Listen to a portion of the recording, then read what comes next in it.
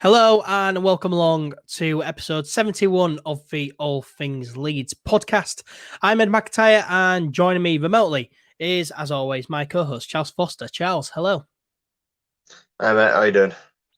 I'm very well, just about recovered from the weekend.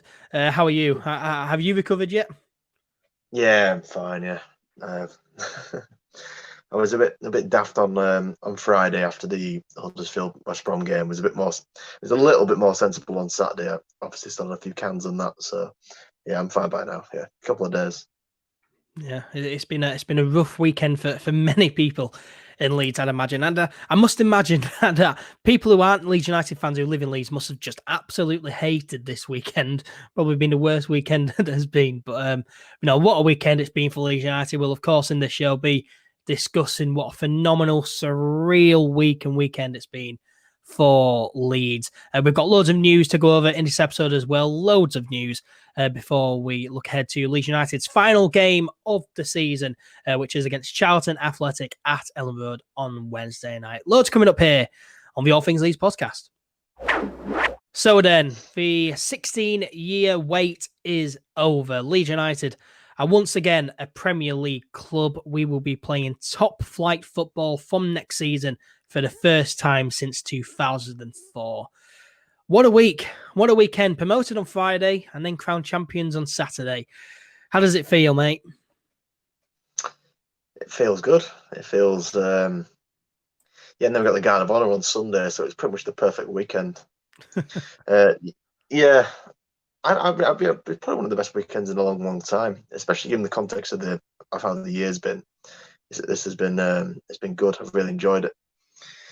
It feels brilliant. It was over the weekend. It kind of hit you like a ton of bricks, didn't it? The kind of news that we'd actually got the job done.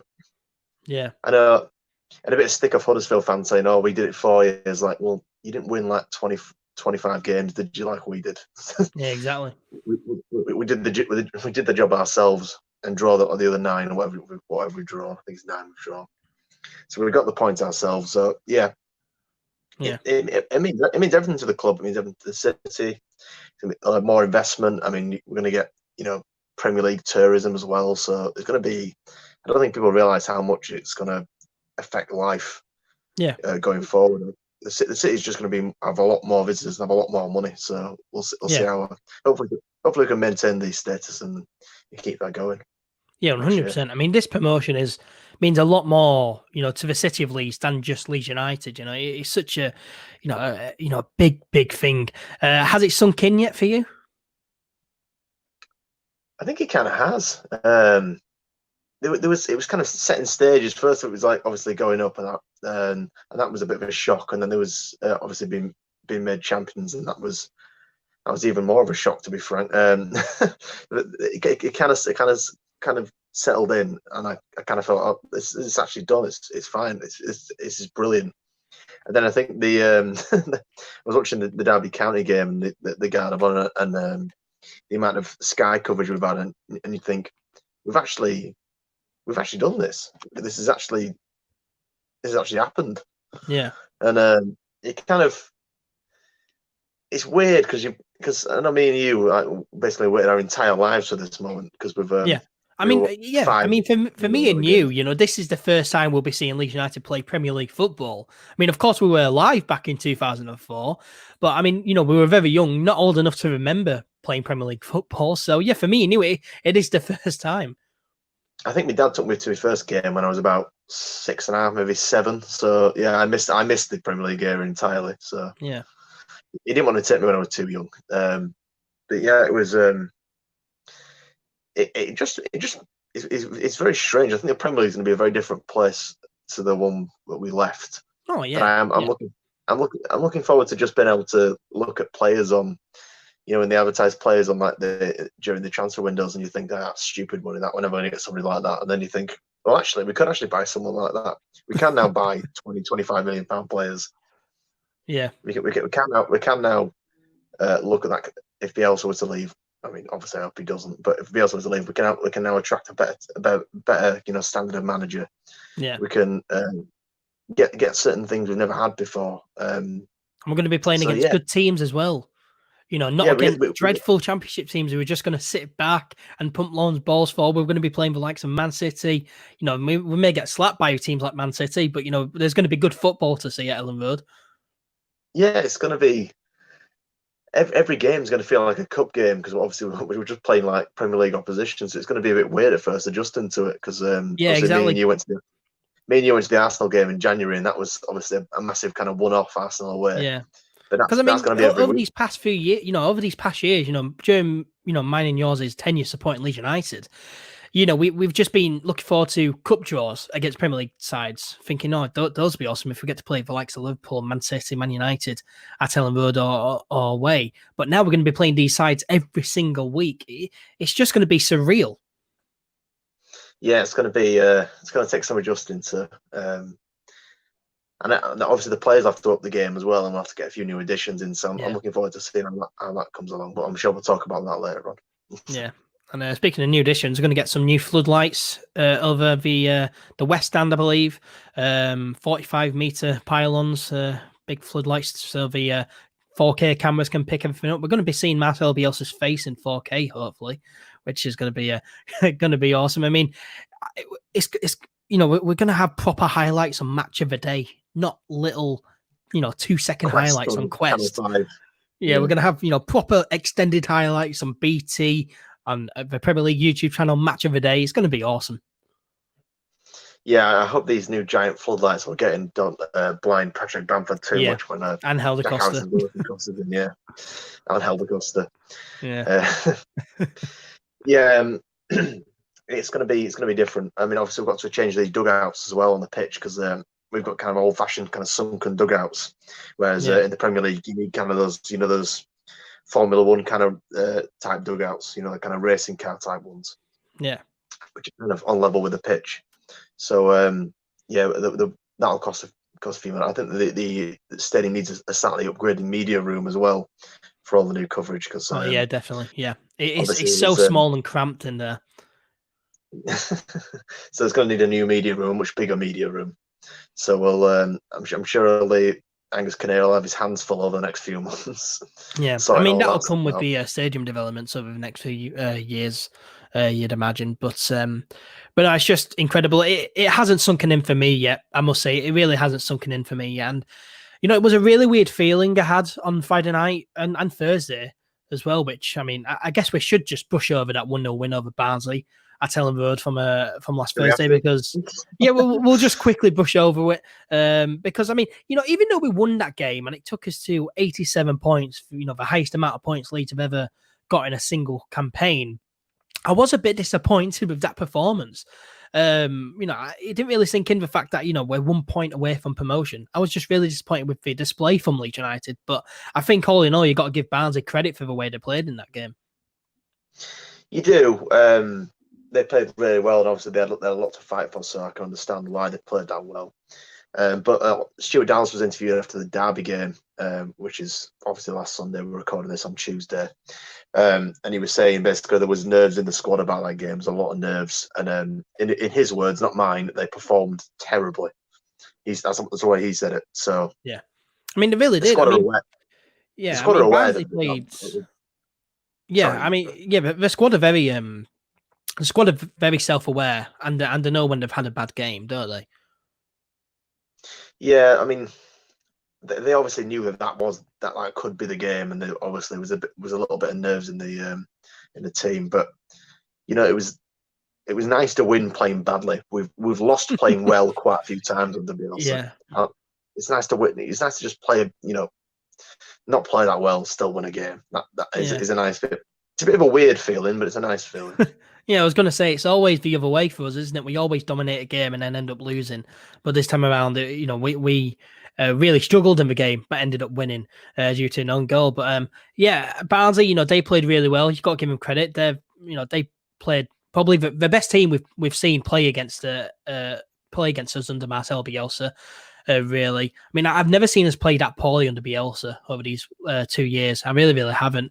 And throughout the game, there was so much confusion where everyone was playing. In the second half, Pascal Struijk came on and played in defensive midfield when we all thought, we're going to like a back five or something. So, so much confusion there. But yeah, luckily for us, Barnsley just couldn't put away any of their chances despite their dominance. So yeah, really nice change for once. And you know what, I do feel sorry for Barnsley. I do, because they played really well, probably deserved a point, but of course lost due to an own goal, which of course is great for us. But Barnsley, it looks like they're probably going to go down. It's probably likely that they will go down. A big point from over the weekend over Forest, but it's going to be very hard for them to stay up really for Barnsley. So I feel sorry for them because they played well, and I'm sure that if they keep all the players and play like that in League One, they'll come straight back up.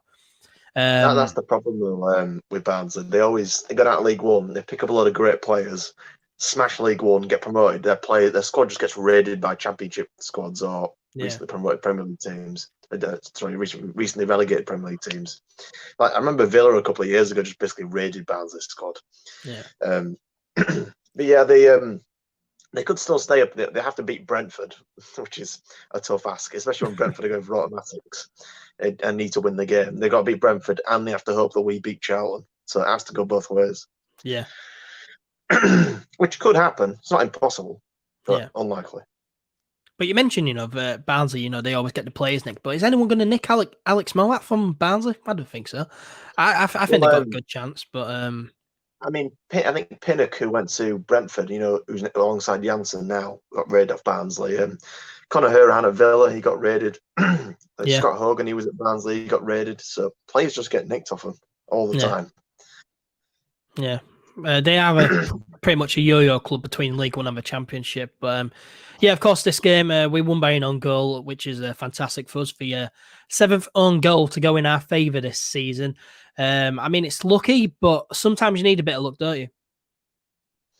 You do, and we've certainly had our fair share with regards to other teams scoring on goals for us this season. I think that's 8, including the one in the Derby game, which I'm going to talk about on Sunday. So that's 8 we've had this season, which is our third highest top goal scorer behind Bamford and Hernandez. I think Bamford's 16, Hernandez is on 9. Yeah. I think it's just the way I think of it, the way I like to think of it is because people think own goals are just pure like random luck and chance. I think I like to think we put the ball in the right areas so often. Oh yeah. That now and again, other teams just kick it into their own goal. Because it was nice build up here, wasn't it? Nice build up from Leeds. Click with that ball to Bamford. It looked like he was going to go out wide to Dallas, but then he ended up playing a really nice through ball to Bamford in the middle. And decent cut back from Bamford, and all it needed was a touch. And it could have easily been a Leeds player just to tap it in there, but fortunately for us, it was a Barnsley player to tap it into his own net. But yeah, as you say, we need to put the ball in that area at first, and it was a good build up. It kind of it reminds me of the Neil Warnock school of football. Just get it in the mixer and it'll somehow go in. That's obviously different styles, but the message there's kind of the same. Get it in the dangerous areas and the ball will go in. Yeah, just get it in there. Worth mentioning that Alex Mowatt did injure Helder Costa in this game. Costa looks like he's out for the rest of the season. He's sure to be a miss, but I guess it doesn't really matter because we are champions.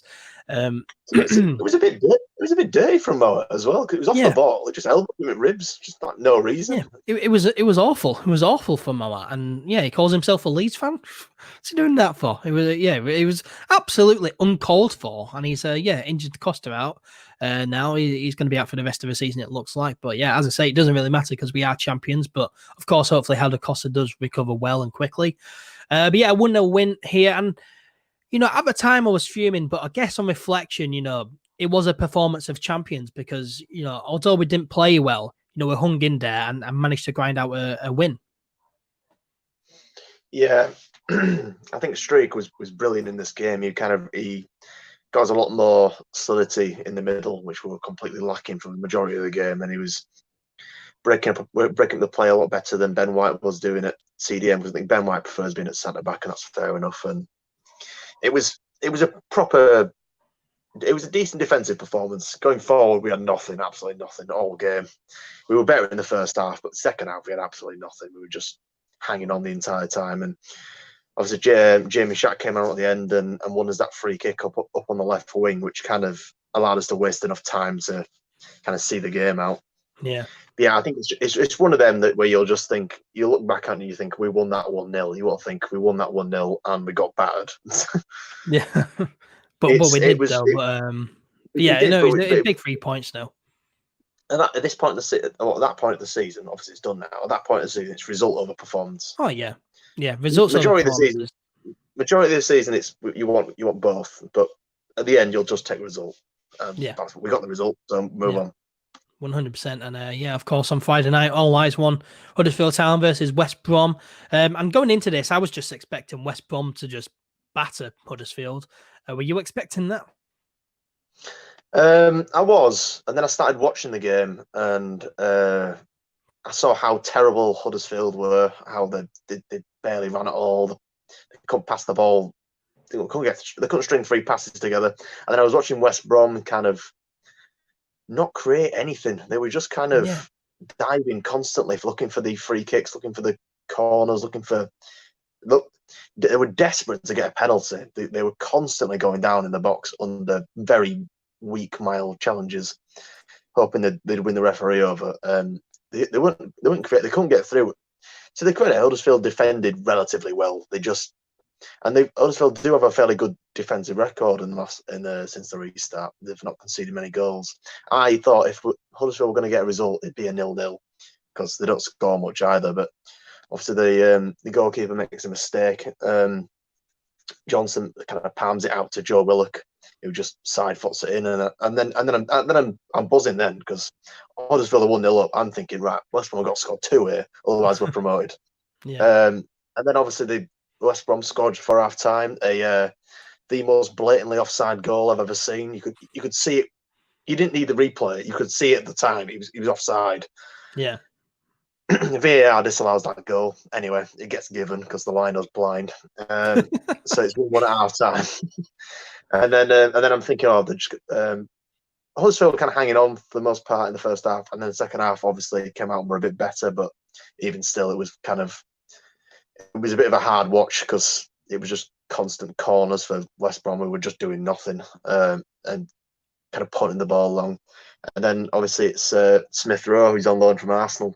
The kind of Huddersfield's only decent move of the game, really. I have to say, in open play, that was the only decent move of the game. And it came the 85th minute. They kind of threw ball into the edge of the box. He kind of just, fires across the goalkeeper. And then me and my family were in the local pub going mental. There was a couple of old women eating their having a meal out next to us who were completely bemused. The bar staff thought it was hilarious that we were just going mental. So yeah, it was that was the big moment. Yeah. The game in general was very poor, but I wasn't expecting Huddersfield to do anything. But to be fair to them, they defended well. Yeah, they did. And Emil Smith Rowe with the winner here. How did you feel when that goal went in? Because I was going mad here. Yeah, we were buzzing because I was really worried that once it got to kind of 85, 86, that West Brom were just going to get like earlier in the season where they got that last minute diving penalty against Preston. They won the game to go. I think they got above us at the time, and I was fuming at that. I thought they were definitely going to get the referee was definitely going to give them a penalty or give them something, and they were going to get a last minute winner. And I thought that was the way it was going to go. And I was mentally prepared for that because I thought that was going to happen. And then obviously. Then Huddersfield score, and then you just go mental because you know at that point is done. Yeah, I mean, like you looked at the time as soon as that goal went in, and you're thinking, "There's 5 minutes left here, and West Brom need to score 2 goals to win the game." It's like it's not going to happen. But the way they were playing, it wasn't going to happen. So it was just such a weird feeling, and you were like, "It's not meant to happen this way." We're watching Huddersfield, for God's sake. We're watching Huddersfield, and we're going up because Huddersfield have won. It was just it was just surreal. I've got to say, watching that game made me really appreciate how good we've been this season because it was a hard watch because they were both terrible. Yeah. It was the amount of mistakes they were making, the general low quality of play. It was just hard watch. Yeah, I mean, I was looking at West Brom thinking, how on earth are these guys second? How on earth are we battling for automatic promotion against these lot? Because they were dreadful. But no, it was just surreal. So yeah, Huddersfield win. We're promoted to the Premier League. That sparked huge celebrations outside of Elland Road. The squad were watching inside Elland Road, so they were stood at window. Eventually came outside, celebrated with the tens of thousands of fans who were outside the stand at Elland Road. Charles, you went down. How was all that for you? Yeah, well, I didn't go into the thick of it because there's. I tried to. I'm still trying to keep my distance from people. To be fair, I was kind of on the edge of it, kind of about 15 yards back near the near the centenary sign. So we were kind of stood in like a separate group. All the people I went down with. But obviously they had that big kind of mosh pit bit in front of the gates, in front of the east stand doorway. They were going mental. People lighting fireworks off and flares off and chants, and it was really good. I really enjoyed it. It was Yeah. I wish it had stayed slightly longer. We kind of took off into town to go see if because the pub we could get into, but they were all shut because it's lockdown in it, so they still shut all the pubs shut at 11. So Yeah. I wish it had stayed slightly longer, but yeah, I really enjoyed it. We had a few cans there. And I just had a really good time. I took a few pictures of my brothers and me a few friends, and it was good.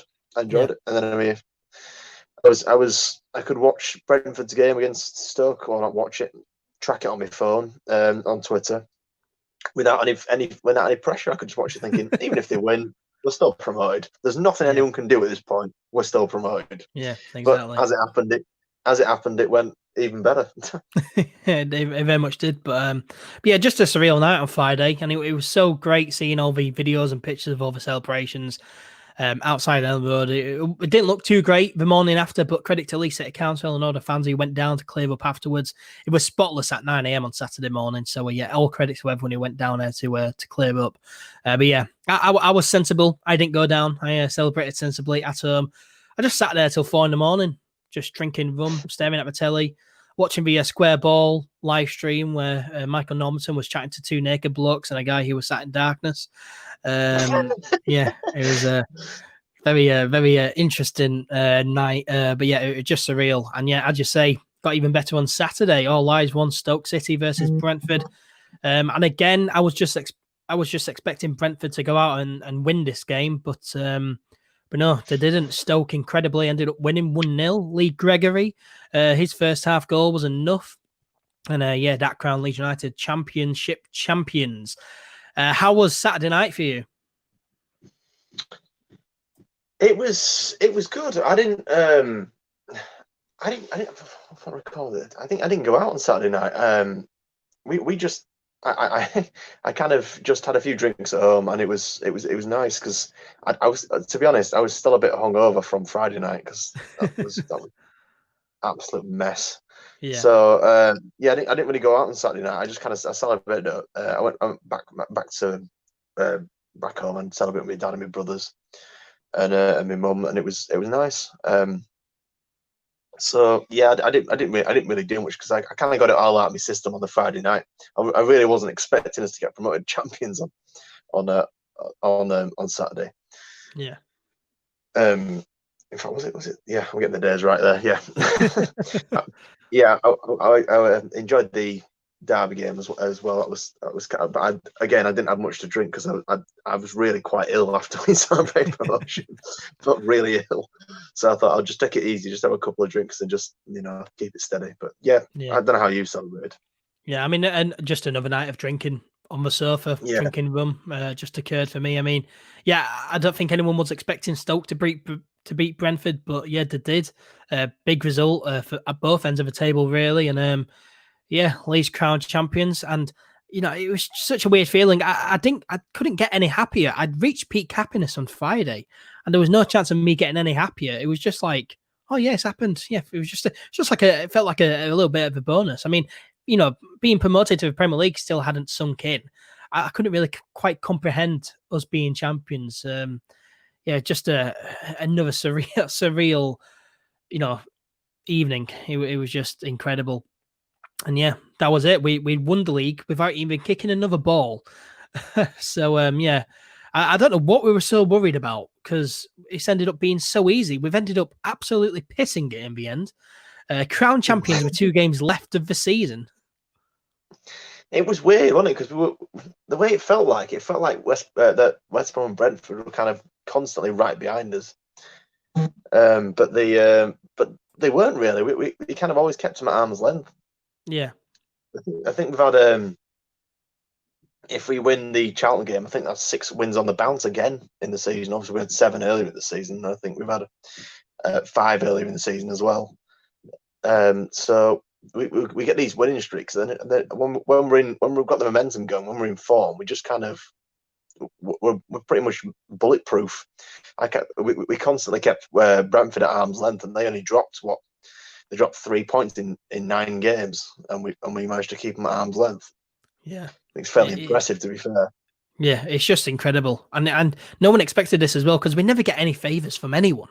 But then in 2 days, over the course of a weekend, we get 2 favors from 2 teams who are in the lower half of the table. So it was just awesome, and yeah, we've ended up absolutely just steamrolling the league, crown champions with 2 games left.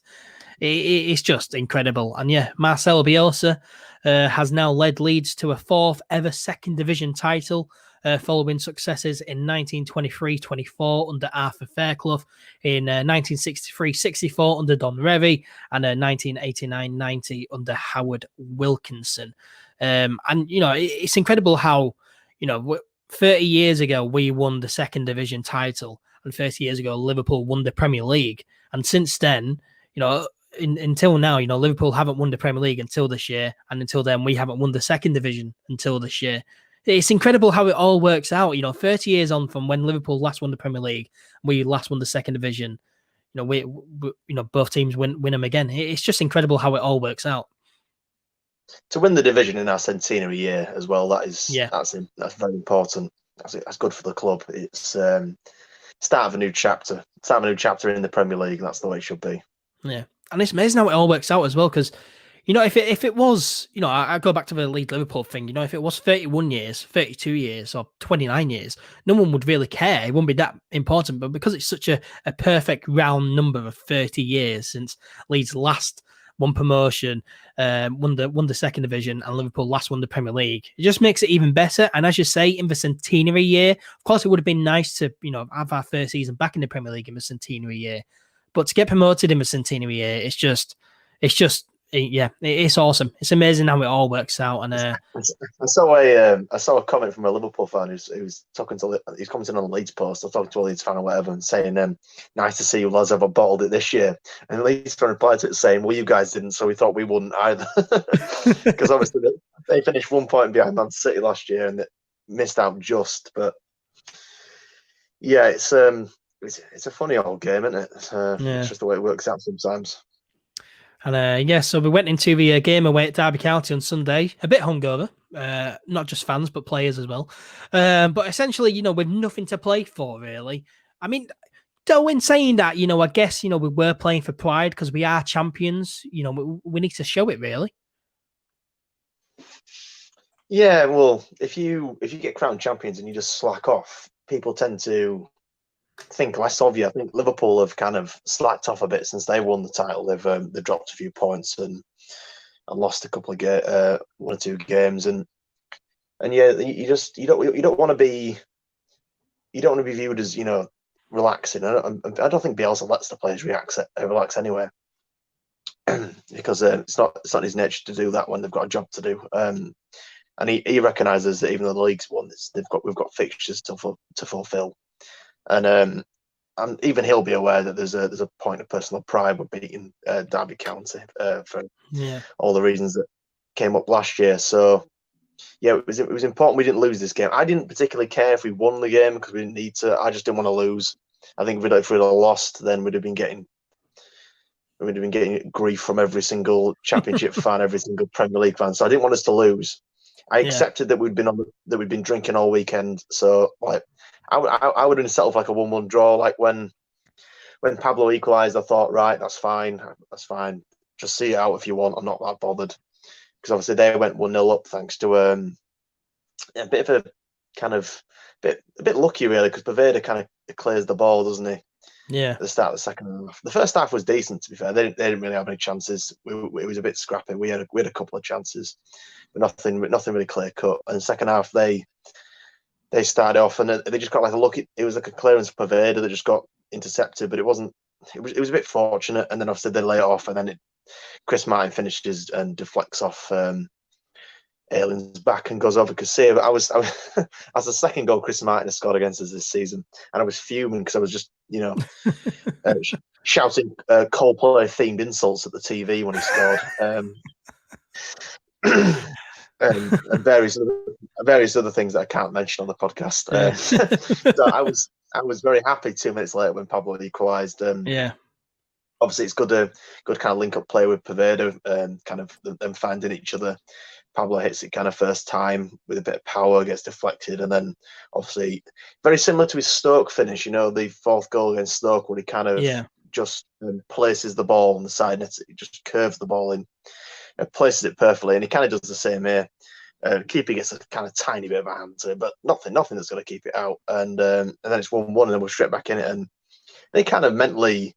You could tell they weren't up for it. They looked mentally weak, didn't they? I don't know if you think that. I thought it looked kind of mentally weak at Derby. Yeah, I thought Derby looked just really, really poor. But I mean, again, they had nothing to play for going into this game. I mean, I was saying beforehand, I was speaking to some Derby County fans and from the Rams Review podcast, and yeah, we're just saying, it was a dead rubber game. I don't really know what I was expecting going into this. What were you expecting going into Sunday's game? I was expecting it to have kind of like a pre-season feel about it, and it did kind of have a pre-season feel about it. It was a bit. I thought we were much sharper than we were against Barnsley. I thought we played better than we did against Swansea as well. I thought it was probably our best performance since that win against Stoke. I thought Paveda was very, very lively down our right. I thought I was very impressed with him. He was probably my man of the match, really. He was excellent all day. He was fantastic. Technically promising. He was linking up well. He was really causing problems. Shaq was good as well. I thought Streak was very, really impressive in DM again. I think we've got a bright future for the young players coming through, and I hope they get more of a chance over the pre-season and the next season. Yeah, 100%. But yeah, as you were asking, what was I expecting? I was expecting us to turn up and try, but I wasn't going to be too annoyed if we didn't win. I just didn't want to lose. Yeah, and were you hoping? Were you like me, hoping to see some of the kids play? Yeah, I was pleased that Paveda and Shackleton and Street got the starts, and Roberts got his put number 9. I thought that was a good move. I thought he was much. Yeah. He's always much better in number 9 than he's in number 10. I thought he was good in this game. He was quite lively, especially in the first half. I did think he was getting a bit, let's say, selfish on the ball at times. Like there was opportunities to lay it off the players to have another shot, and he would take the shot, or he would take too long to release the ball for a pass, and the opportunity would be gone. I think they disallowed Paveda goal. I think if he releases that pass about maybe a second and a half earlier, Paveda's onside there. Yeah. But it's confidence, isn't it, in your striker, which is what you want. You want to see the striker, take shots on, keep the ball and try go for goal. That's what you want to see from a striker. Yeah, you want a bit of ruthlessness and a bit of selfishness, but there's times when it's for the team. It's sad for self. So I really wanted to. I said I really wanted to win that game. I didn't mind if we didn't win it, but I kind of wanted to win it just for pride's sake, because I knew we'd be celebrating on the pitch afterwards, and I knew that Victor Roth would be going mental in the director's box, which he did. Produced one of the funniest videos I've seen in a while, with the binoculars waving the flag about, which is hilarious. And obviously Rajazani was on the pitch getting interviewed by Sky. So I knew there was going to be some kind of after-match celebration. So you don't want to do that when you've lost or when you've drawn, because it's a bit edgy. You want to be in kind of a good mood, and obviously we got the second goal through Shackleton. It was I think if you watch initially, I thought Roberts had put this through meant for Shackleton, but I think it's a misplaced through ball. If you look at him when he makes the pass, he throws his hands up at Alioski, because I think Alioski's making another one, but he's offside as well, because he's disappointed Alioski's not got on the end of it. I think he's quite fortunate that Shackleton's in a really good position, can take advantage of the through ball. And it's a good finish. Just lifts it straight over, beats the offside trap. Great goal. And I thought that was a really nice goal. That lovely through ball from Tyler Roberts, I thought. And Jamie Shackleton, his first senior goal. And it was a really nice goal. Reminded me of Dallas's goal against Stoke away earlier on in the season. Yeah, that was a really nice goal. And so pleased to see. Go on. I was just going to say, it's just about finding the passes to split the defence, isn't it? Those kind of those proper through balls that you just love to see. Yeah, it was such a nice through ball, and it was so good to see Jamie Shackleton, Struick, Roberts start. I mean, we made 7 changes, which, I was expecting us to make changes, but I wasn't expecting us to make 7 changes instead of starting 11. We've never seen that before under Bielsa. I don't think he's even made 7 changes to a friendly match. Never mind in a league game. It was extraordinary to see. And Barry Douglas, Jewick, Paveda, Shackleton, Alioski, Pablo Hernandez came in, and also Kiko Kase, which I wasn't too happy about Casilla being there, but neither were some other fans. But we'll just move swiftly on from that. But yeah, Charles, were you expecting all these changes? Not 7. I was expecting probably 3 changes, because I expected Bielsa to see this as more or less a pre-season friendly, because we've got nothing to play for. It's a dead rubber chance to give people a go. So I was expecting Shackleton to start, I was expecting, I don't know, because we still don't have Calvin. I was anticipating Struijk probably getting the nod. I wasn't expecting 7 though. That was a bit of a surprise. Yeah, but I was. It's good to see that we can rotate. Rotation is how Premier League sides do it. We're gonna have to do it more often. Yeah. When we go next year, obviously there's fewer games, which is going to help us out, because there's 8 fewer games in the Premier League than the Championship. And you don't enter the cup till the next round of the League Cup. You don't enter an earlier round, so that helps. I think Premier League teams. I think your Premier League teams who aren't in Europe go in the first round. Premier League teams who are in the Europa League go in the second round, and teams who are in the Champions League go in the third round. Okay, fair enough. But even still, there's 8 fewer league games, and that's going to help us out, because a lot of the time the fixture table in the Championship is, particularly in the November, December, is just Saturday, Tuesday, and it just gets a bit, Yeah, it's just going to be Saturday, the odd Sunday, and then the odd Tuesday or Wednesday, or Thursday. Now because of Amazon Prime. It's going to be rare for us to play more than 2 games, in the space of 7 days. Yeah.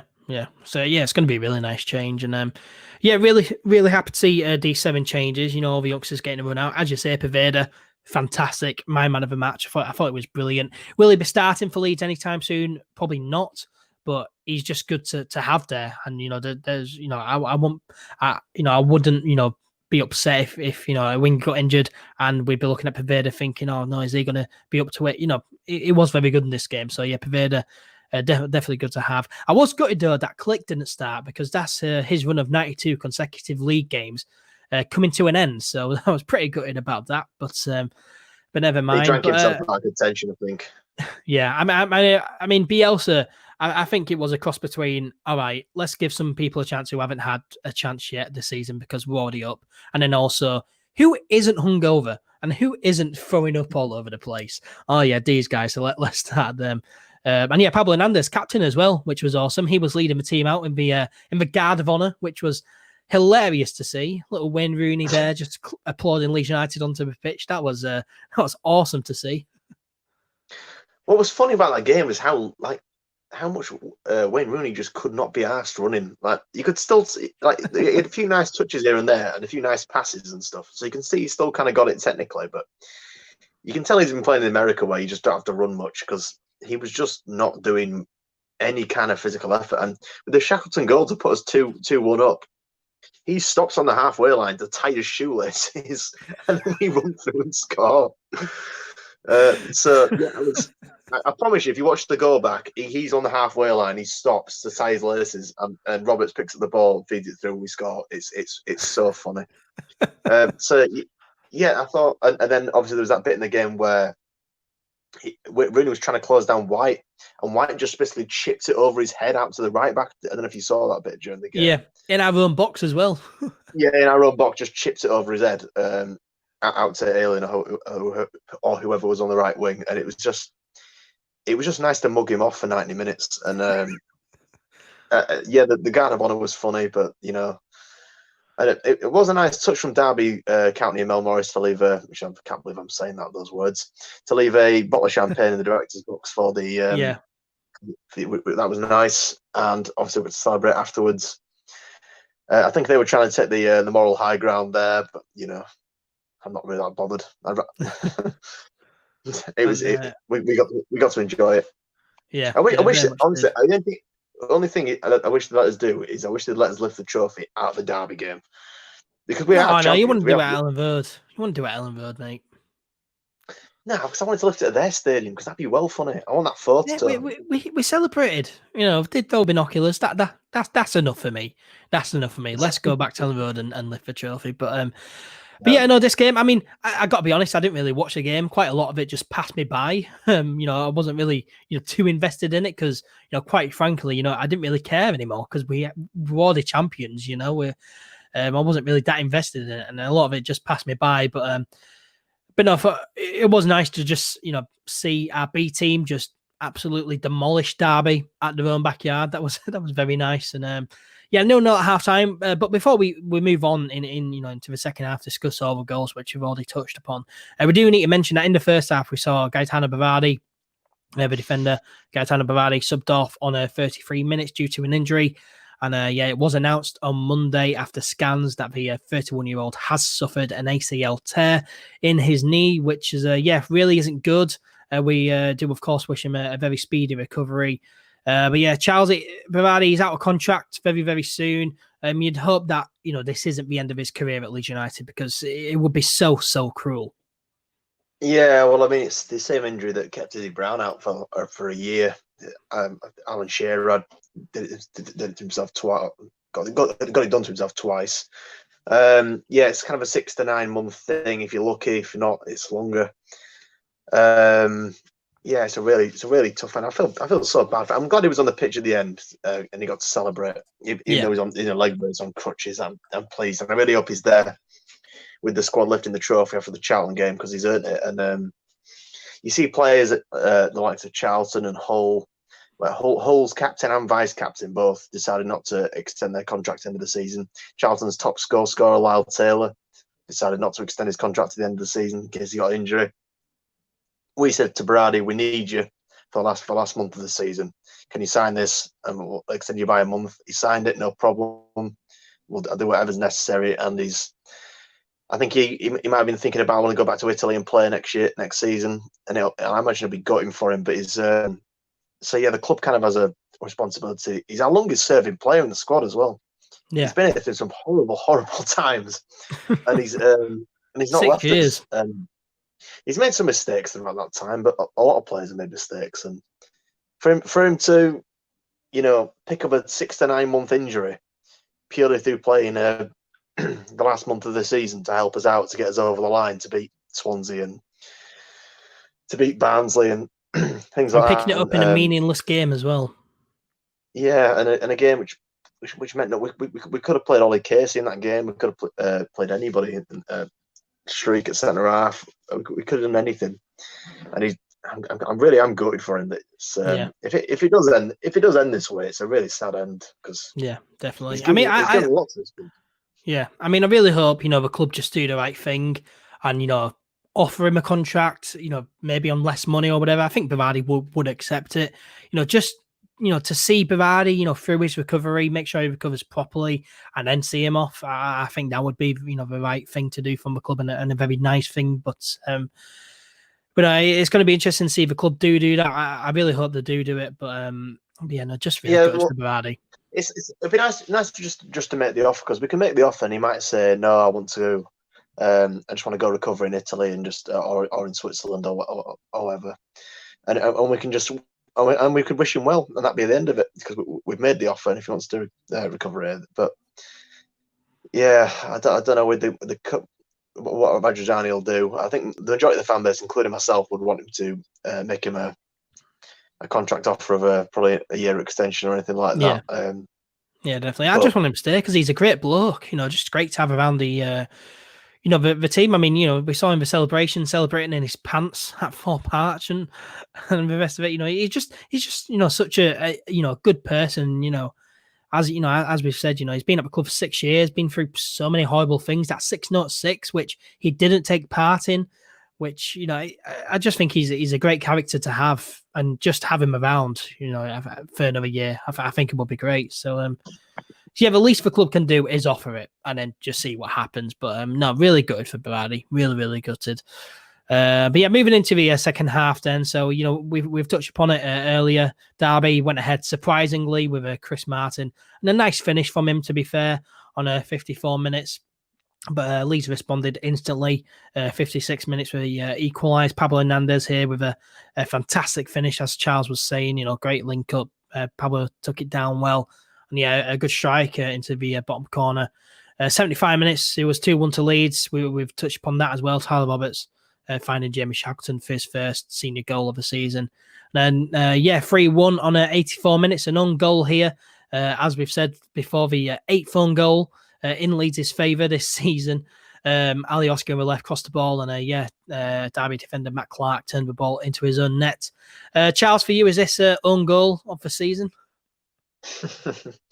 I mean, it's certainly one of the funniest ones I've ever seen, because if he lets that go, that goes out of play. Bamford's not going to get there. I know he doesn't know that. I know he's facing the wrong way. I just want to say, first of all, Brighton have sent 2 centre halves on loan to the Championship this season. One of them has won the league with Leeds United and will probably go on to play for Liverpool or something like that. The other one has just kicked the ball in his own net in a meaningless game at the end of the season for Derby County. I know. I mean, I found that hilarious. I was just looking at that. I said, Christ. I mean, also, yeah, I'm not going to say that. I was going to say something else. I'm not going to say that. It was hilarious. He just kind of, he went to go kind of kick it. I don't know if he was trying to kick it over or kick it out to the side, but he just kind of kicks it and sliced it so perfectly. The goalkeeper couldn't get near it. It completely wrong-footed him. It's a great finish. He's off balance. It's come off the back of his foot. He's on the turn. It's a great finish. He's not even looking at the ball when it goes in the back of the net. Maybe it's a fantastic finish from Matt Clark. Definitely on goal of the season. Yeah, I'll be honest. I didn't even cheer this goal when I saw it again. I actually just burst out laughing. Yeah, I was laughing. I just laughed. I just thought, it's just funny, isn't it? Yeah. And then once that goal went in, it's kind of end of the game. Really. It was like 5 minutes left, and we just kind of saw it out, and it was sorted. Yeah. I mean, I wasn't worrying at all during the game, and when it became 3-1, any slight worry I had just went out the window. And 3-1 win over Derby here. Yeah, this was great. I feel like I've now got closure from last year. It's amazing how things come around full circle. Yeah, that was probably one of the worst evenings I've had at a football stadium.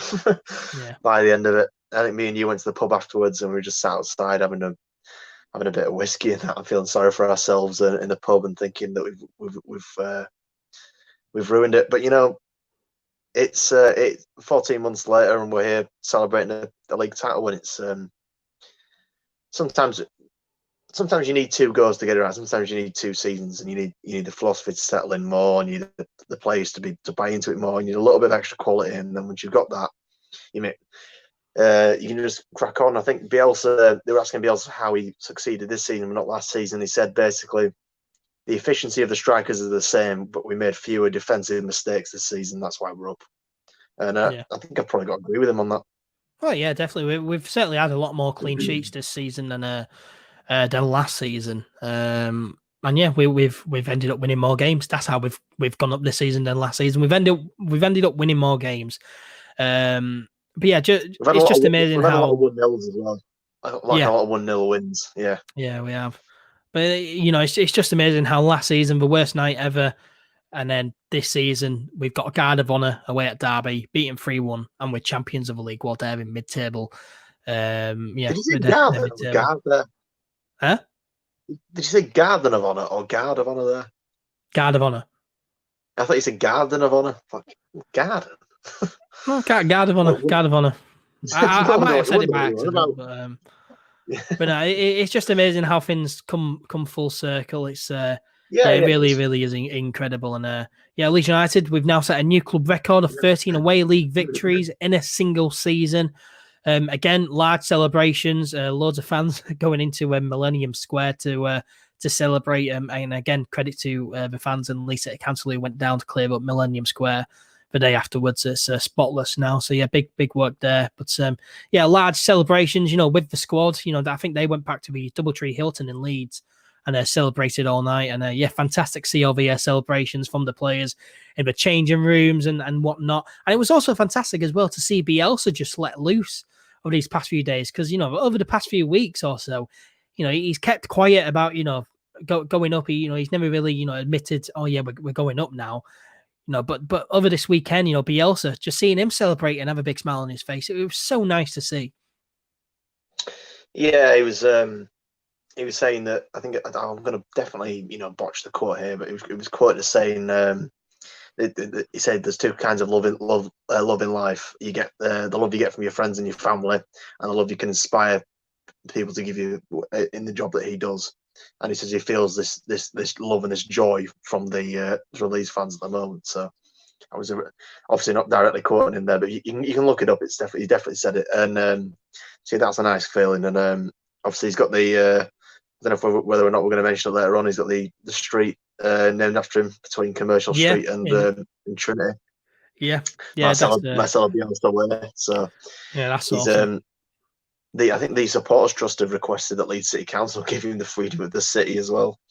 So, yeah, because we're recording on his 65th birthday, aren't we? And as a birthday present, Leeds United Trust has requested big council to give him the freedom of the city. So that'll be nice, and he deserves it. He's a club legend. On paper, he's the best manager to ever come at Leeds United. With all the numbers and stuff, 55% win percentage, highest number out of any manager.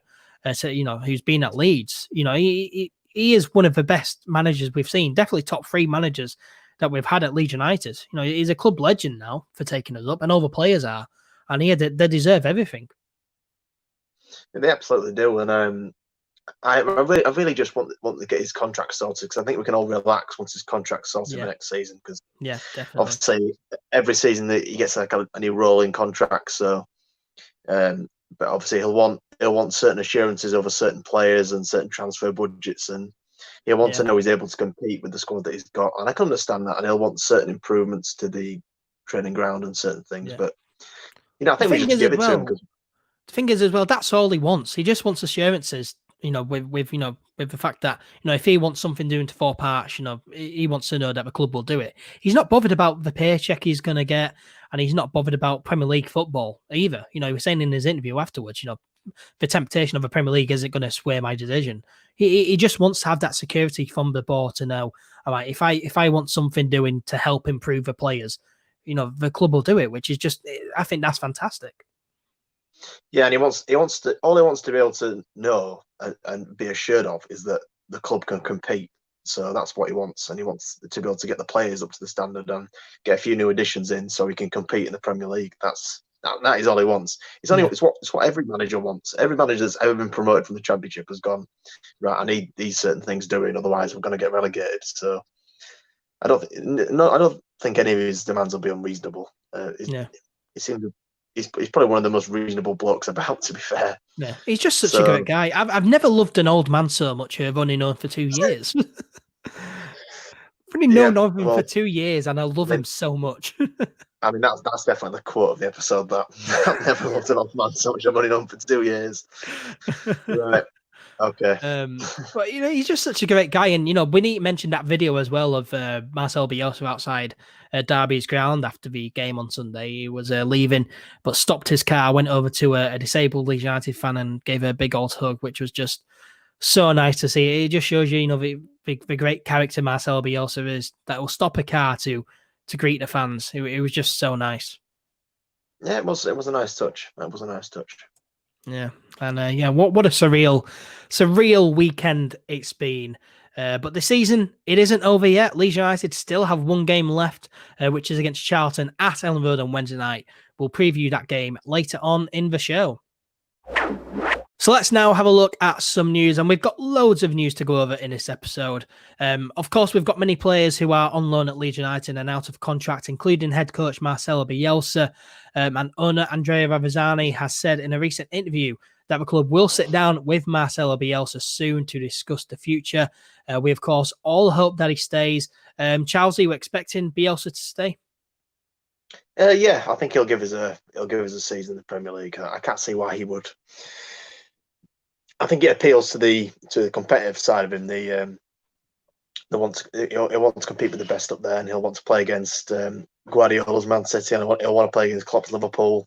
Yeah, exactly. And he'll want to play against I want to play against Arteta's Arsenal again. I'm sure I found that an interesting battle back in January. I'm sure I want to go for part 2. Yeah. So I can't see him turning. But also, as we've said, he just needs the assurance. If he gets the assurances, I'm sure he'll. Yeah. The way he talks about the club, the way he feels about the fan base, that you can't see him turning it down. He's by a significant distance the most popular man in Yorkshire. So, yeah, I can't see him turning that down. Yeah, definitely. And Marcelo Bielsa's brother came out recently and said that he can't understand why Bielsa would want to leave. I think the temptation of playing Premier League football week in, week out against the Pep Guardiolas and Mourinho's and Klopp's and Arteta's, it's a big temptation. Even though he may say that it isn't, it definitely is a big temptation. And, I think with the fact that we convinced him to stay for a second season in the Championship, I don't think we'll find it too hard to convince him to stay again. But, he is unpredictable and he may think, all right, I've got Leeds promoted. That's job done now here. But, obviously, we all hope that he stays. And Ravizani has said that he is confident that Bielsa will remain. And so will he as well. Ravizani is confident that he'll stay as well. And that Bielsa will stay. So, the club just need to give him the reassurances. And, I'm fully expecting Bielsa to remain at the club. Ravizani also said in the interview that he's working on a deal with a player as we speak, but didn't reveal who it is. Could it be Augustin, who, of course, we now need to sign, as far as we know, for £18 million from going up? We'll have to wait and see about that. But there's also reports. Yeah, it's an absolute mess, that, isn't it? Be interesting to see what happens with Augustin. But there are reports, though, that we have sorted out a deal already with Manchester City to take Jack Harrison on loan for another season. The contract that we had this season on loan, we had an option to buy, but I think that expired in May. So, there's reports that we have already agreed with Manchester City to take Jack Harrison on loan for another season, which, I'm quite happy about. I've really, really have become a big fan of Jack Harrison throughout the season. Don't know about you, Charles. Yeah, he's been much better this season. His output has been better, and I think his work he did in the off season between the start of this was in the end of Marcelo's first season and the start of his second season has been really helpful. I think he's been a much better player, much more well-rounded. I've enjoyed watching him as well. He's always a great player to watch. He's great on the ball. He's great trickery, great dribbling. He's very unlucky with hitting the post. I must have seen him hit the post 6 times with brilliant efforts. But yeah, I'll be happy to get him back. I don't know whether it's whether we haven't signed him permanently because the options ran out, or because we've seen the fact that we could save. I think the option ran out. Yeah, we could also save £8 million and just get him back on loan, because I think obviously Pep's a big fan of Bielsa, and because we're giving him Harrison so much game time, then obviously they're going to agree to it. No problem. Yeah. Jack Harrison could turn into one of these players, couldn't he, who just stays on loan at a club and just stays there. He never signs permanently. Like Louis Coyle at Fleetwood, just stays there on loan for 100 games. Fleetwood's longest serving ever player on the books at Leeds United. No, I think we've sold Louis Coyle now, haven't we? I'm sure. Yeah, we have now. Yeah. So that's sorted. Izzy Brown as well. He's always on loan. Yeah, it's fine. I think you're not allowed as many loan players in the Premier League though as you are in the Championship, so we've got to be wary of that. I think there's a slightly more harsher restrictions on, because I think you're allowed 5 loan players in a matchday squad, aren't you, in the Championship? Yeah. I'm not sure what the rules are with regards to the Premier League. It could be slightly different, but I'm happy to see Jack back. I'll hope he'll push on and do well in the Premier League. Yeah, certainly.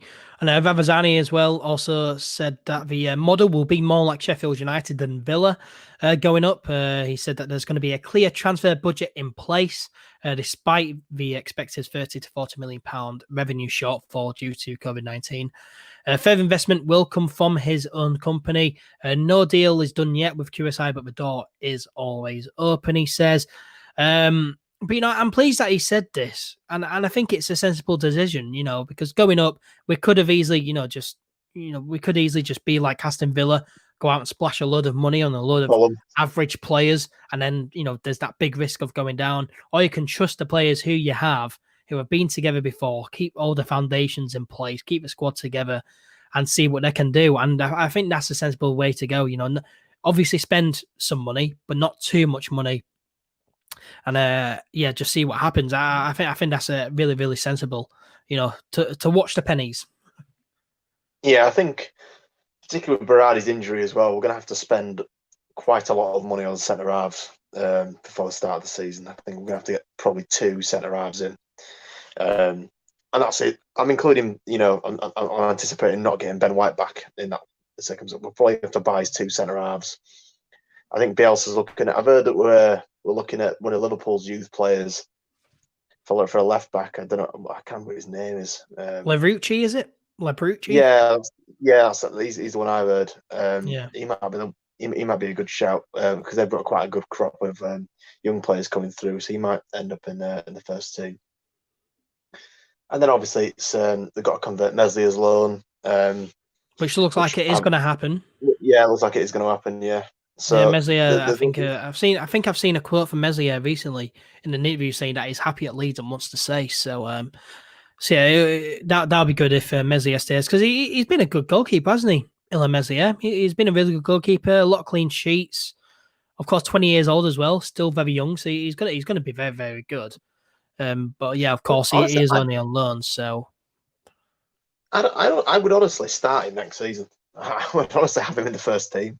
I would as well. He's a really good goalkeeper. It reminds me a bit of Courtois, just because he's just really lanky limbs and that. He's just one of them goalkeepers that's just enormous.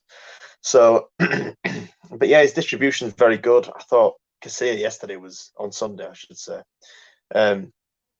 His distribution was poor. I wasn't really seeing much in Casilla's distribution, whereas Meslier's is good. There's always a bit of a risk with the young keeper, but I honestly I've got faith in him. I think we should give him the nod. I said this after the Arsenal game.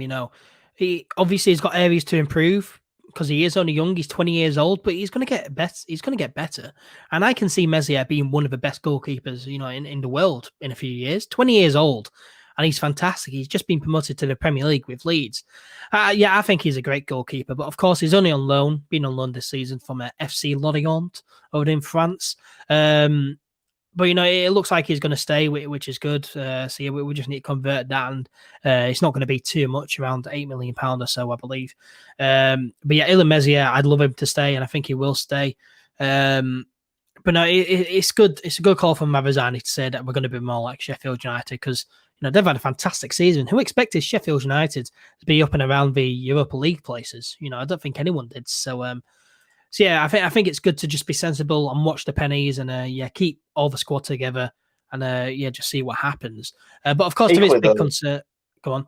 I was going to say, equally though, you don't want to do what Norwich did and basically spend no money whatsoever and get be the whipping boys of the Premier League. You don't want to end up like that either. Yeah. So there is a certain middle ground. Between, you need to find a balance. Yeah. But Norwich City's best signing was Sam Byram.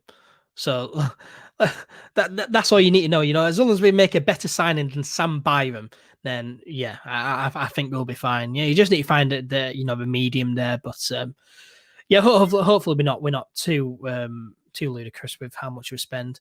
And Ravazani as well, also in this interview, said that he is likely to break the transfer record, on the amount of money we've spent on one player. Helder Costa, £15 million. He said he's likely to break that. So yeah, that's going to be interesting to see. There is, of course, though, a big concern amongst Leeds United fans about the future of Ben White. The 22-year-old has, of course, spent this season on loan from Brighton, and Brighton manager Graham Potter has been full of praise for him.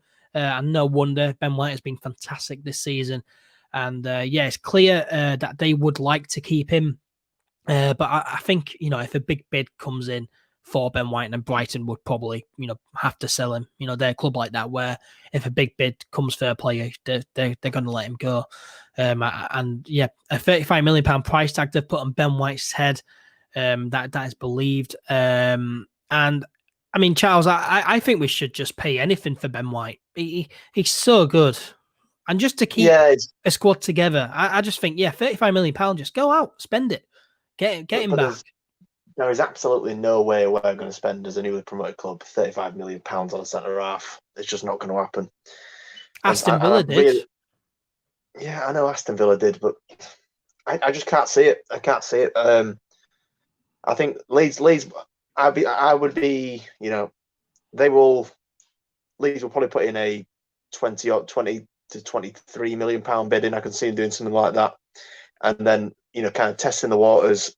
But I can honestly see us, turning up there saying, "All right, we'll give you 23, maybe 24 million pound for him," and Liverpool turned up and saying, "Oh, we'll give you 35," and they'll just go Liverpool or Man City turned up, and I think Man City are looking for a new centre half as well. So I really hope he doesn't end up at Man City and end up like John Stones, where he just like he won't get a game there.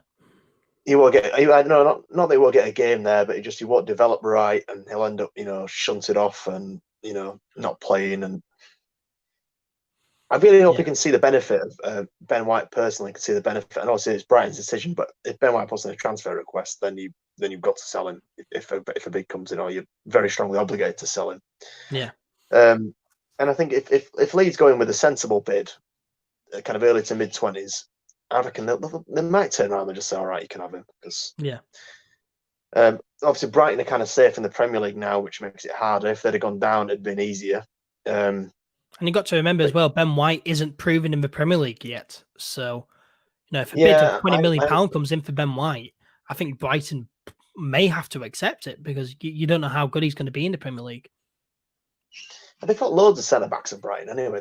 They're hoarding them over there. They've got like Lewis Duncan on the bloody rest of them, Duffy and whatever they've got who was there. So well, they sent out two centre backs on loan this season to the Championship. Sent out two centre backs on loan, so they've got loads. Yeah, we've got Liam Cooper, who's pretty much the only senior centre back at the club now, and nobody else. So nobody else senior anyway. So we really need to bulk up in that position. I would go in for him with a sensible bid, kind of early, maybe possibly to mid 20s. But if they don't accept a kind of mid 20s bid, then we're out of contention. Really, I think we have to accept that. Yeah. I mean, I think Leeds have a good chance of keeping him because I think Ben White, he spent a season here. He looks very happy at Leeds. We've seen all the videos of him celebrating with the fans.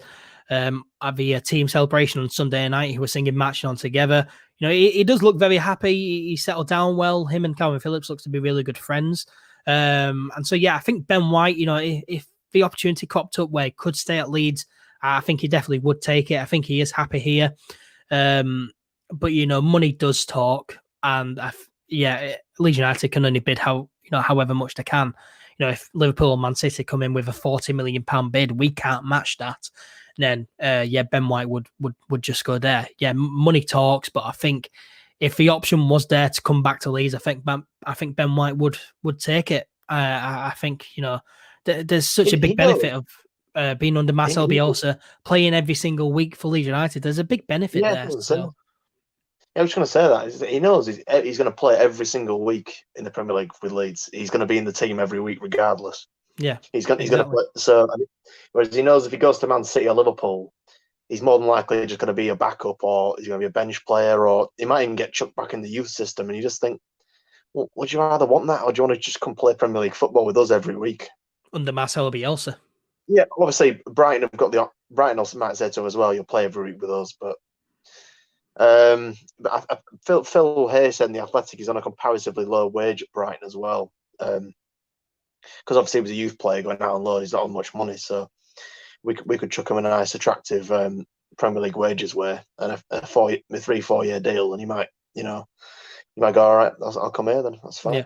Yeah. I definitely think we have plenty of I think we have a good chance of luring him back to Leeds, but as I say, money talks, and it'll be interesting. But I think if Leeds put in an early bid, I think we'll have him back. I'm really confident that he will stay, and I'm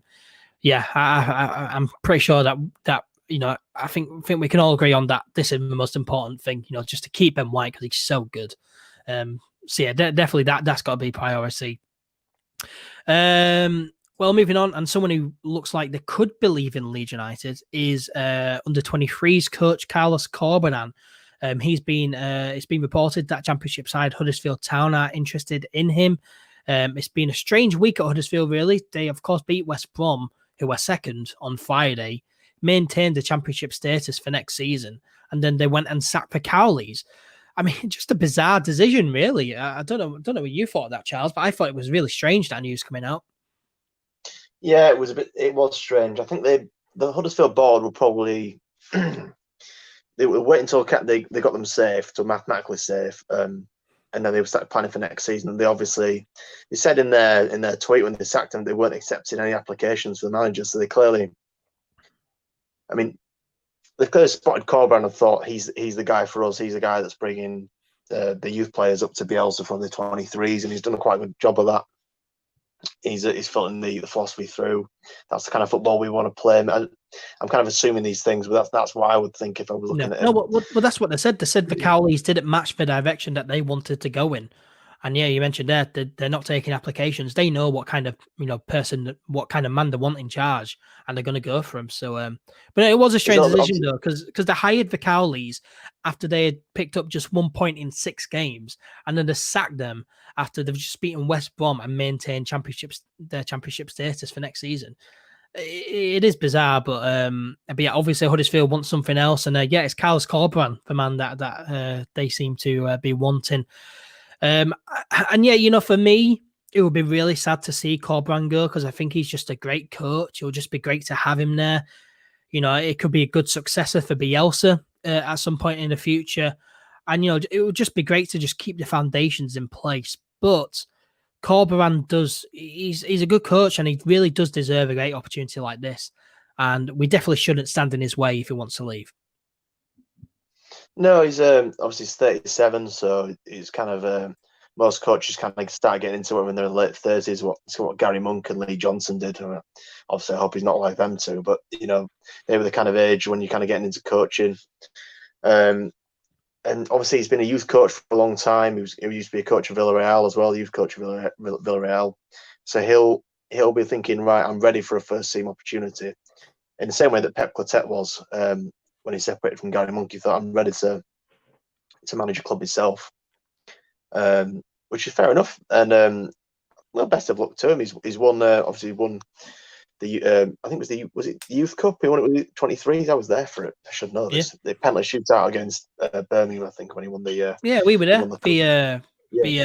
Was it the PDL, Professional Development League North? Yeah, he won that. Obviously, won the PDL North. So yeah, I mean, good luck to him. I'm not going to hold any bitterness towards him. I sometimes think when players and coaches leave clubs, people sometimes get a bit revisionist on them. I think Jansen's a good example of that. He had his down points, but he was also a fantastic defender for us. But people don't have that many nice things to say about him now. But he was a fantastic player. I've got no bitterness towards Corberán. I wish the man well. I really hope he does well. Even though I don't like Huddersfield, I still hope he does well.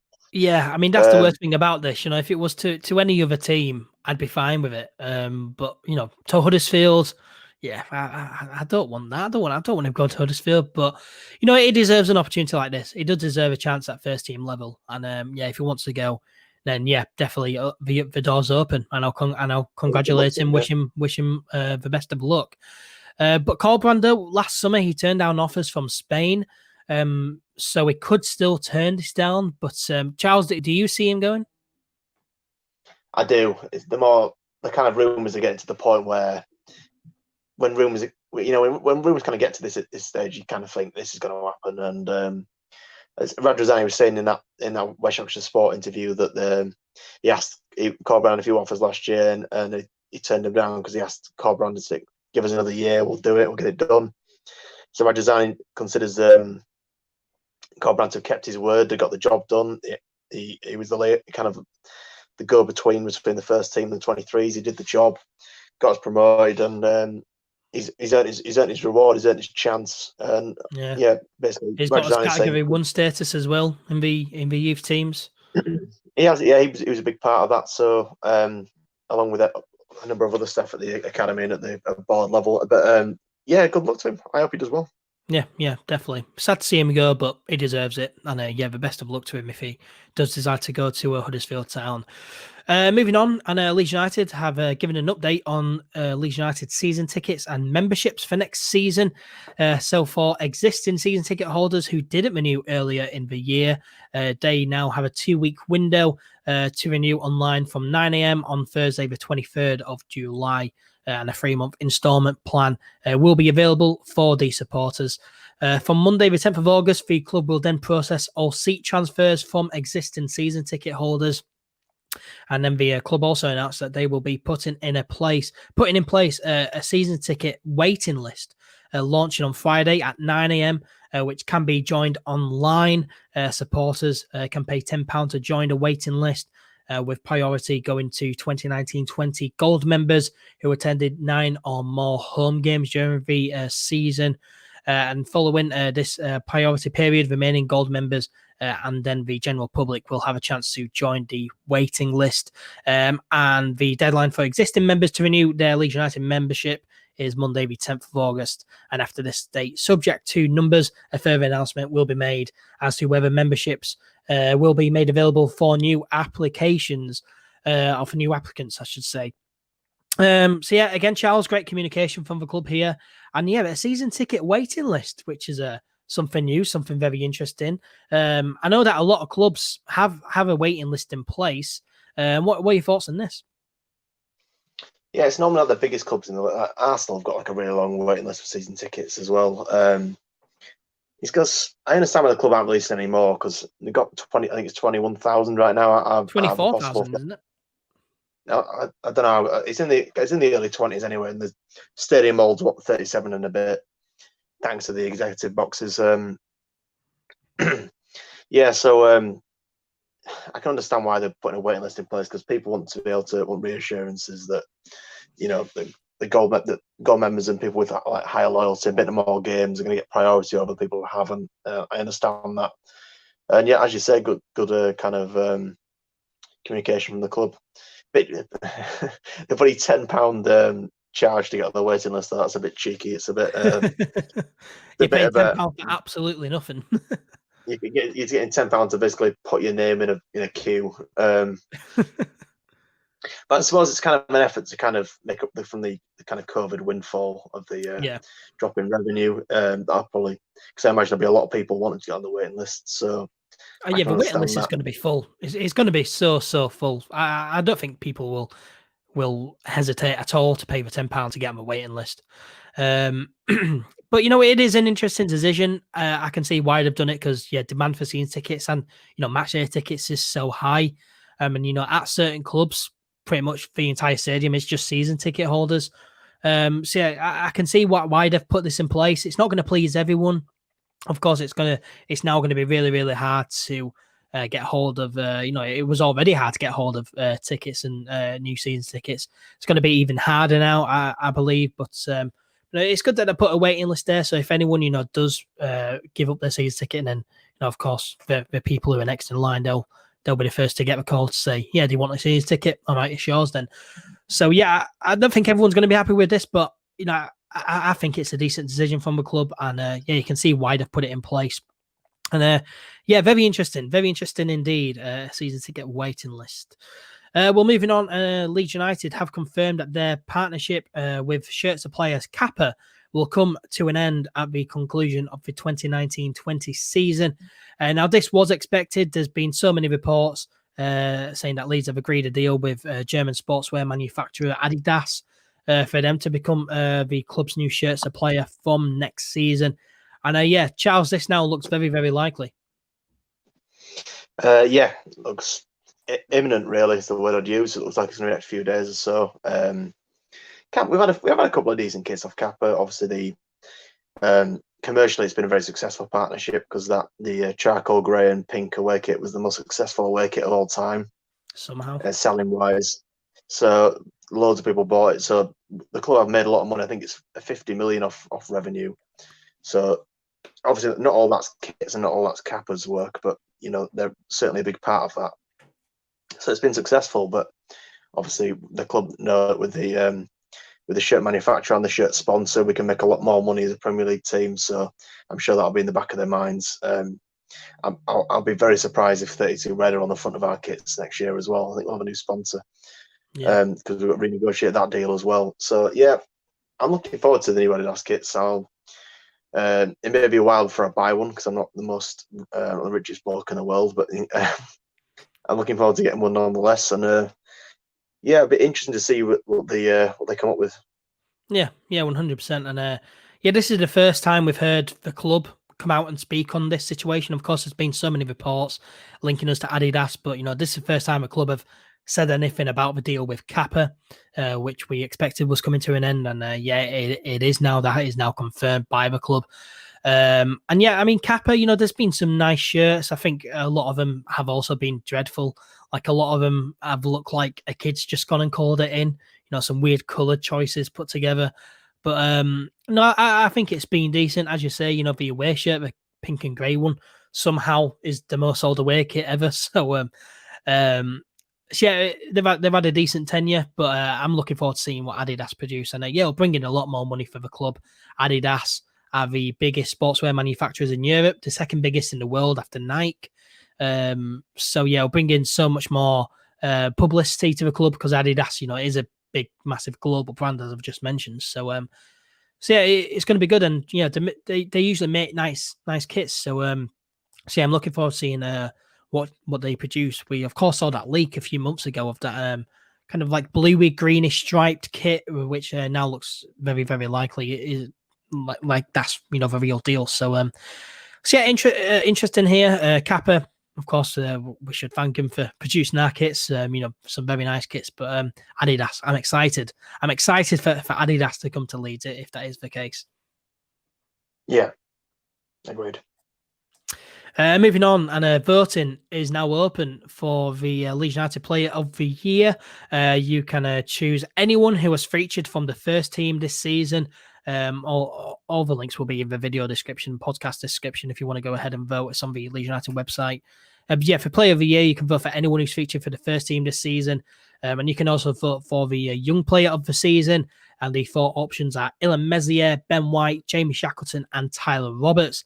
And the goal of the season options are Luke Aylin's goal versus Huddersfield, Pablo Hernandez's goal versus Stoke, Stuart Dallas's goal versus Stoke, Vitaush Klick's goal versus Middlesbrough, of course in a 4-0 win, Tyler Roberts against Hull, Pablo Hernandez against Bristol City, Luke Aylin versus Birmingham, and Calvin Phillips versus Birmingham City as well. Charles, who have you voted for here? Are you willing to say? Yeah, I'm willing to say. It's not my political vote. It's just a football vote, isn't it? It's yeah, I voted Stuart Dallas for Player of the Season. I think he's been exceptional. I think he's slotted in everywhere we've asked him to. He's in kind of what Andy Hughes did for us when we're in League One, where he just plays left back, even though he's not a left back all the time. He's just been a really reliable player. I think it was Clinton Morrison on talking to Colin Murray on Quest, which is thankfully one of the last times we're going to be on Quest. It was basically saying that you kind of never really get lower than a 7 out of 10 with Dallas. Sometimes it's just a 7. Sometimes he's much better. But he's consistent. You get a solid performance everywhere you put him, and he's really been valuable to Bielsa at times this season. So, and he's scored some great goals. I mean, his one against Stoke was fantastic. I didn't vote for that one for goal of the season, by the way, but that was a brilliant goal. Yeah, obviously got that last minute equaliser against Preston, Elland Road. So yeah, he went on for him for my Player of the Season, Young Player of the Season. Against my better judgment, I went for Ben White because I think that if he wins Young Player of the Season, that's probably going to add an extra $2 million on his price tag. So I did vote Ben White because I think he's just been exceptional all season. I mean, we've already waxed lyrical about him enough today, so I won't go into too much detail. But everyone knows the reasons why I voted for him there. Goal of the season, I went for Roberts against Hull just because it's not. But which one is it though? Because he scored 2 against Hull. Yeah, they didn't specify, but given they put a video after the whole game of the kind of passing maneuver one, I think it's that one. That's the one I'd be voting for anyway. The kind of intricate passing, working it from left back to right wing, bringing it up to Klick, lays it off of Roberts, great finish. For me, that's like the archetypal Bielsa goal. It's the fantastic, the pressure in, the pressing, getting out of tight spaces, the counter attacking, the finding space, and the finish. And it was just a wonderful goal. It really was fantastic. So that's the one I voted for. Right, let's say yours. Yeah, well, for player of the season, I was torn between Pablo Hernandez and Stuart Dallas because Pablo Hernandez, of course, in the restart, he's been phenomenal. He's won us so many games as Pablo Hernandez, definitely the best player in this restart. But I went for Stuart Dallas because he has been consistently brilliant throughout the entire season. He's been so good. I've been saying it all season. Dallas is one of the player of the years here, and I just had to give it to him. He's been consistently brilliant throughout the entire season. Yes, Pablo Hernandez has been good, but I think only for this portion of the restart. I think Dallas been fantastic all season, playing in different positions: left back, right back, midfield, on the wing. You know, he's played in so many different positions, out of position from when he first joined. I think it was a left winger when he first joined. I know he's one of the best fullbacks in the division. So playing out of position, he's been consistently brilliant. And yeah, I just wanted to vote for him, you know, just for a change. You know, I don't think Stuart Dallas has won it before, so just be nice to have a change. I think he does deserve that recognition. I think he has been really, really good as Stuart Dallas. Young player of the season, Ben White. Now that you've mentioned it, it's going to add more money onto his price tag, isn't it? So, but no, Ben White has been fantastic, and I think a lot of Leeds fans will vote for Ben White really, just as another bid to try and convince him to stay at Leeds. Really, just to tell him yes, you are loved by Leeds fans. And yeah, goal of the season. I went for Click versus Middlesbrough, but now I wish I went for Pablo Hernandez versus Bristol City. Because he was on the turn, weaker foot, really good finish there. And I think Pablo Hernandez deserves one award, but I went for Click just because I really like it. And I was in the gantry for that game. So I wasn't there for that game. I wasn't there. Which is, no, you weren't. Heartbreaking, but yeah. But no, I thought that was a brilliant goal. Earling's goal as well against Huddersfield. That was a fantastic volley. But, I was there for that one. Yeah, I was late for that game, so I missed that goal, unfortunately. But no, that was a great finish. Yeah, I didn't vote for Luke Ayling simply because I wasn't in the ground for that. There we go. I went for Click versus Middlesbrough. But yeah, me and you both went for the same there. Player of the season, Dallas. Young player of the season, Ben White. And then, goal of the season. Some hard choices there, but you went for Tyler Roberts. I went for Mateusz Click. It'll be interesting to see what else people vote. And finally, Leeds United's final game of the season against Charlton Athletic at Elland Road on Wednesday night, which was scheduled to be broadcast live on Sky Sports, now is no longer on Sky Sports, and the only place to watch it is on LUTV. So make sure to get your match pass set up well in advance for that game. I think it's because the Sky never expected West Brom and Brentford to lose last week, so they really weren't anticipating anything like that. I mean it's a bit disappointing because we're lifting the trophy in that game, and we're not going to be able. We have to wait for the highlights on LUTV afterwards to actually see it. Because I think Sky will probably cut towards it, won't they? They'll have Sky cameras there. We'll see it on Sky. Yeah, you'd hope so. But yeah, they've got West Brom QPR and they've got the Brentford Barnsley game on for obvious reasons because that's second place is going to be decided there. So that's kind of the more interesting bit. But well, it's a lot of it going, but I'm not that bothered. I mean, it's basically another friendly, isn't it? So the game itself, well, it's a friendly for us. It means quite a lot to Charlton because Charlton need to win it to stay in the division. If they win it, then they'll stay in the division. So they'll be a big game as well. It might be a little bit like the Barnsley game, and that we might be a little bit more lax. Honestly, it's a bit annoying that they haven't saved themselves before now, because I don't really want to relegate Lee Bowyer, but I don't want to lose the game either. Yeah, it's a pity that they're not safe yet. But no, I don't think many people are happy with Sky Sports now just pulling games from TV whenever they feel like. Because now looking back at it, the Swansea game could have been on TV, and a lot of people would have been able to watch that who couldn't afford the yellow TV pass or whatever. And now the Charlton game, no one can watch the final game of the season. But But it is what it is. Sky will do what they want. So yeah, just make sure to get your LUTV match pass set up well in advance. Also, before we move on, so probably worth mentioning that Leeds United owner Andrea Bavezani said in that recent interview we were discussing about how disappointed he was in the not so sensible celebrations, let's just say, from Leeds fans over the weekend. And he has urged fans not to go down to the ground on a Wednesday night. And now, obviously, we don't want to say to people, don't go and celebrate. Definitely do celebrate, but just be sensible. Just think about what you're doing. Just be sensible. Don't get too carried away. And stay away from the ground. Really, we're still in a pandemic. I've been out, so I can't have a go at anybody else for being out. But there's different types of going out. There's going out and having a few drinks and basically just standing with your family and your friends and the people you spend all your time with, but not getting in a huge crowd.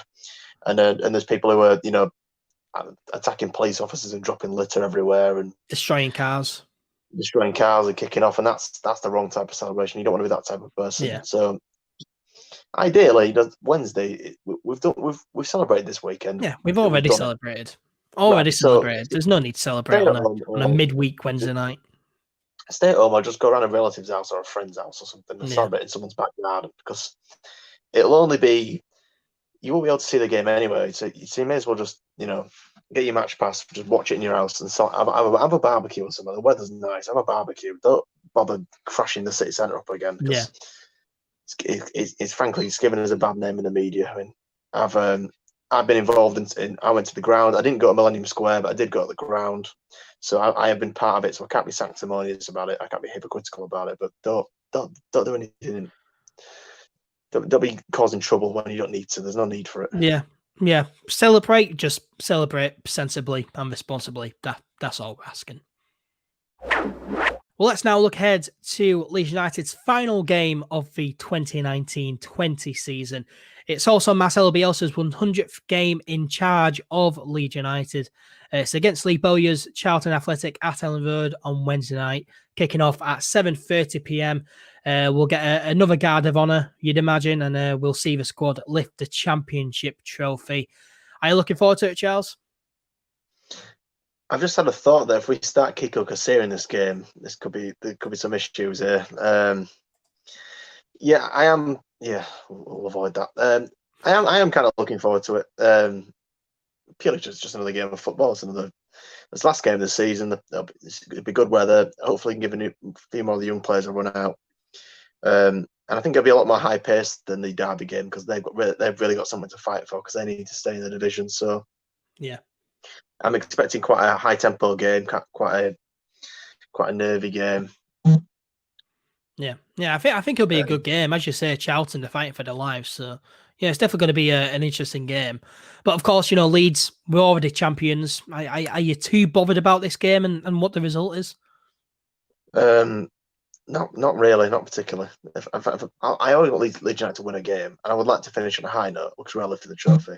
I think Charlton will play quite a kind of high tempo style of football. Yeah. I mean, they've lost a few of their threats. They've lost, obviously, Lyle Taylor, lost a couple of guys going out of contract and stuff. So, but Lee Boyle will know what to expect.